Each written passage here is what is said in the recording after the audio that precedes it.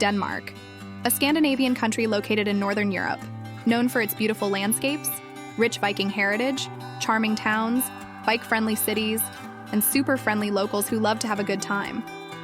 It's a regular on the list of the world's happiest countries, and trust me, it's an experience you won't want to miss.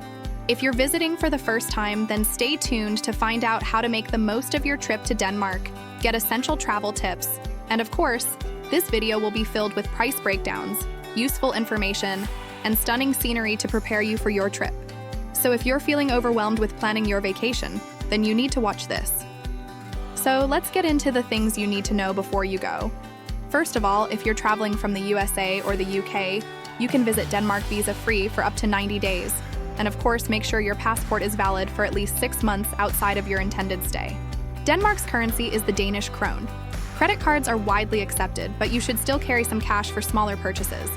And Danish is the official language here, but English is widely spoken, so communication is pretty easy. Denmark is one of the safest countries in the world to visit, so you don't have to worry if you're traveling alone, as violent crimes are rare. However, it's always best to take basic safety precautions as you would anywhere else, such as avoiding poorly lit areas at night and staying alert in busy tourist areas. Now on to the flights. There's so many websites to book your flights through, and it can be scary to know which one's best. You can spend hours searching for the best deals, so to make it easier, I would recommend using either Skyscanner or Google Flights to find the best deals, and they're super easy to use. The best time to book for the cheapest price is 3 to 9 months before you fly. Airlines usually increase prices as the departure date approaches, so waiting until the last minute may actually result in a more expensive flight. Oh, and usually, airfare prices are lower on Tuesdays and Wednesdays compared to the rest of the week, so keep that in mind and try and be flexible if you can. If you're traveling from the USA or UK, it's very straightforward getting there, as most airlines offer regular direct flights to Copenhagen. The costs of your flights will of course depend on where exactly you're flying from, the time of the year, and even what day you want to travel. But on average, flights from the USA can range from $450 to $800. And from the UK, it's much cheaper, where you can get flights from £50 to £100, depending on the factors I mentioned before. These are just general estimates, and prices may vary depending on the factors I mentioned. So it's essential to use flight comparison websites, consider different airlines, and be flexible with travel dates to find the best deals. Figuring out when and where exactly you should stay can be the most difficult when booking your vacation, and people's preferences are very different. If you're looking for outdoor activities, sightseeing, and festivals, then visit during the summer months, which are June to August, where the weather will be warm.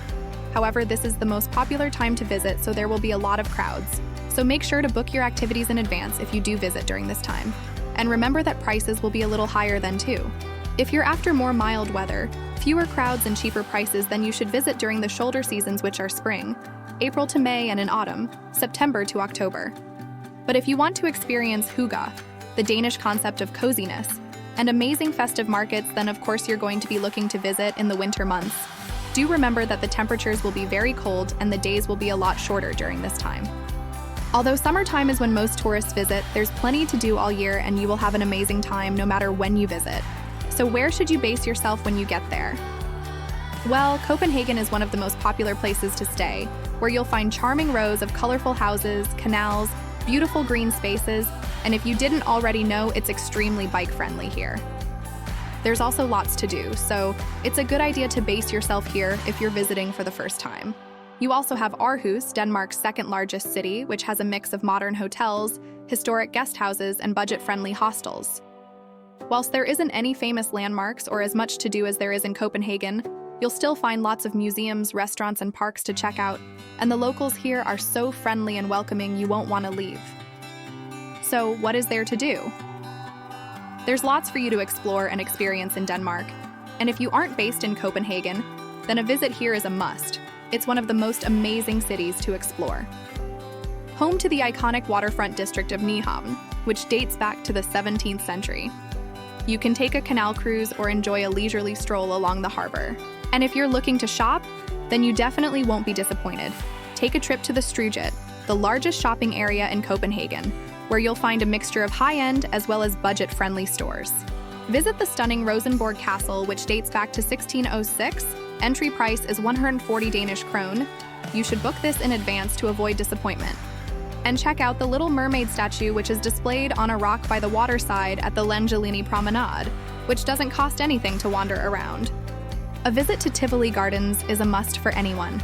It's one of the world's oldest amusement parks. But don't worry if you don't enjoy rides. They also have some beautiful gardens and aquariums for you to see, as well as regular entertainment and plenty of places to grab a bite to eat. Costs are from 140 Danish krone for entry. Some of the best things to do in Denmark are free, so if you love the outdoors, then hiking here is a must. There's plenty of great areas to check out. Mons Klint is a beautiful place to hike with stunning white chalk cliffs. Orthy National Park has 49 marked hiking trails to explore. And if you're visiting in the summer months, head to one of Denmark's beaches. They're some of the most beautiful in Europe. You'll find beach volley courts, barbecues, and great picnic spots, so head over and enjoy a relaxing afternoon on one of the stunning beaches here. Experience Copenhagen like a local by renting a bike.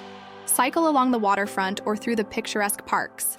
As the landscape is quite flat, the cycling is pretty leisurely here, and Denmark's well equipped with tons of cycle paths. You'll find more bikes than cars here, and they're only around 60 Danish krone a day to rent. There's so many activities for you to do here, and you'll find plenty of museums and unique markets to explore, as well as plenty of bars and restaurants to enjoy. When visiting a new country for the first time, it's essential to know some basic tips and be prepared before you get there. The water in Denmark is safe to drink and is held to very high standards. So be sure to bring a reusable water bottle where you can fill up easily throughout the day. It's a great way to save money on buying bottled water. If you aren't already aware, Denmark is pretty expensive and eating out every night will quickly add up, so be prepared to spend a little more than usual. You can get by on a budget of $60 to $100 per day by staying in hostels and cooking your own meals. But if you'd rather stay in hotels and eat out, then you'd be looking at more $200 per person per day. The rough costs for accommodation are $20 to $50 for budget, $100 to $230 for mid-range, or $230 upwards if you want a more luxury stay. And for meals, you can expect around $15 to $25 per person for a cheap lunch. Or if you go out for dinner, you would be looking at $25 to $40 per person for one meal. This doesn't include drinks either, so keep this in mind when planning your budget. You can save money by eating at the many food trucks and halls, which are a cheaper alternative to dining out. Credit cards are widely accepted almost everywhere here. It's a good idea to have a bit of cash on hand for emergencies, but don't worry if you don't manage to get any. And as I mentioned before, cycling is a part of life for the Danes, and they ride fast, so just be aware of this and watch out for bikes. Denmark truly offers an unforgettable travel experience for visitors from all around the world. No matter what you enjoy doing on your vacation, you will find it here, and knowing these tips before going can help you make the most of your stay. I really hope this video has helped with planning your trip, got you excited to visit, or maybe even inspired you to book your next vacation here.